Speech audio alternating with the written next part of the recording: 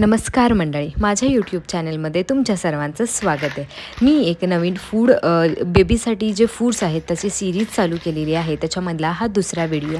यामध्ये मी तुम्हाला नाचणीचं सत्व कसं करायचं आपल्या बाळासाठी हेच सांगणार आहे। म्हणजे जर तुमचं लहान बाळ 6 महिन्यांच्या पुढचं असेल तर तुम्ही त्याला सॉलिड जर्नी म्हणजे सॉलिड फूड द्यायला सुरुवात केलीच असेल। आणि सॉलिड फूड द्यायचं म्हटलं की आपल्याला प्रश्न पडतो की आपण नक्की आपल्या बाळाला पौष्टिक असं काय द्यायला हवं। तर तेच मी तुम्हाला आज माझ्या या व्हिडिओमध्ये सांगणार आहे।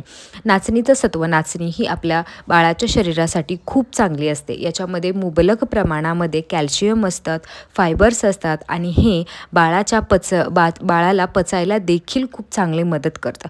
तर यासाठी करायचं काय आहे, अर्धा ग्लास जे आहे ते पाणी टोपात घ्यायचं, उकळवायला ठेवायचं। त्यानंतर मी काय केलं, वाटीमध्ये थोडं पाणी घेतलं आणि त्यामध्ये जे नाचणीचं सत्व आहे हे तुम्ही घरीही बनवू शकता। मी हे रेडीमेड दुकानातून आणलेलं आहे, हेही खूप चांगलं आहे। त्यानंतर हे त्या वाटीमध्ये मिक्स करायचं आणि त्याच्या गुठळ्या होऊ नये इथपर्यंत मिक्स करून घ्यायचं आहे। दाखवल्याप्रमाणे तुम्ही हे करू शकता। आता घरच्या घरी करायचे, थोडी मेहनत तुम्हाला करावीच लागेल आणि तुम्हाला जर काही डाऊट असतील तर मला कमेंट करायला अजिबात विसरू नका।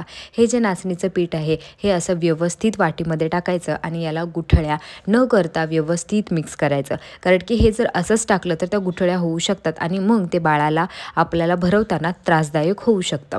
बाळासाठी हे खूप पौष्टिक आहे, पचायलाही चांगलं आहे आणि बाळाची वाढती भूक आहे ती याने कमी होते। म्हणजे जर बाळ हे खाल्लं तर बाळ व्यवस्थित झोपतं, चांगली झोप घेतं, किरकिर करत नाही। कारण की 6 महिने झाले बाळाला की त्याच्यानंतर त्याची भूक वाढते, आईचं दूध त्याला पुरेसं नसतं।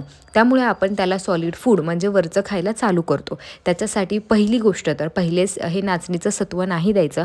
पहिले त्याला तांदूळ आणि डाळ याचं जे पेज असतो, डाळीचं पाणी किंवा भाताचं पाणी, ह्या सगळ्या गोष्टी पहिले द्यायच्या आणि त्यानंतरच या नाचणी सत्वाकडे वळवायचं आहे। त्याच्यानंतर काय आहे, कोणतंही फूड तुम्ही बाळाला देता तेव्हा तेच फूड 1 किंवा 2 दिवस कंटिन्यू करायचं आहे। कारण की त्याची जी टेस्ट आहे ती बिल्ड होते, म्हणजे त्याला कळायला लागतात चवी। आणि मी माझ्या बाळाला मीठ देत नाही, कारण की मिठाचे परिणाम चांगले नसतात। त्याच्यामुळे मी बाळाला मीठ आणि शुगर हे जर 1-2 वर्ष तरी देणारच नाही आहे। त्याच्यानंतर हे जे मिक्स केलेलं आहे ते मी त्या टोपामध्ये टाकलं। टोपामध्ये थोडंसं तूप देखील टाकलं, कारण की तूप पण बाळासाठी खूप चांगलं आहे। माझ्याकडे होममेड असं तूप नव्हतं, त्यामुळे मी जे दुकानातून विकत मिळतं ते थोडंसं किंचितभर तूप मी त्याच्यामध्ये टाकलं। हे व्यवस्थित मिक्स करून घेतलं आणि हे सगळं करेपर्यंत माझं बाळ हे माझ्याकडे शांतपणे बघत होतं। हे आहे ना असं 5 मिनिट जास्तीत जास्त 5 मिनिटामध्ये हे शिजून निघतं।